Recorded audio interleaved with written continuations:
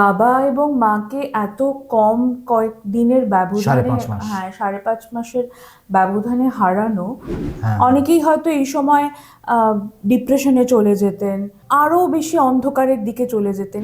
গান নিয়ে এগোবো যবে থেকে সিদ্ধান্ত নিলাম, তবে থেকে এখন অনেকটা আমি ভালো আছি। অন্ধকার থেকে আপনাকে বের করার জন্য গান আপনার হাত ধরল।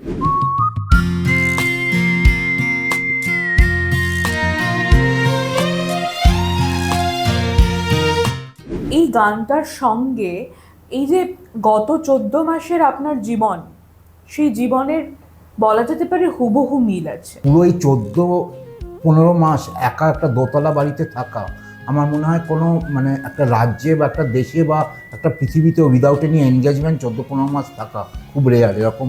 এবং উইদাউট এনি পার্সন। হয়তো ওই মাসে 1-2 দিন হয়তো কারোর সাথে 1-2 ঘন্টা ফোনে কথা বলা, ওগুলো খুবই কম। সবসময় যে সুরের সুর একদম ঠিক পিচে, ঠিক তানে বাজে তা নয়, কিন্তু মনের ভাব কিন্তু এক ফোঁটাও কমে না। আর নবব্রতদার গানের মধ্যে সেই ভাবকে আপনারা খুব খুব অনুভব করতে পারবেন। सोनी अंधेरी आंखों से आंसू की जगह आता है धुआं।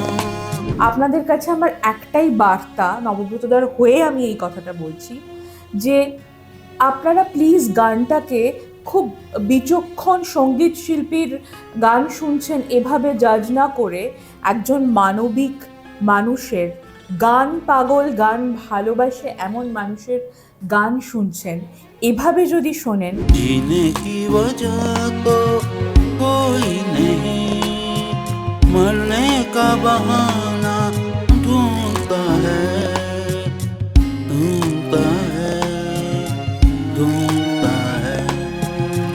আমি এবং প্রিয়ঙ্কার চেষ্টা করেছি যেন এই পুরো প্রোডাকশনটা একটা সুন্দর ভালোবাসার মানবিক প্রযোজনা হতে পারে। एक अकेला इस शहर में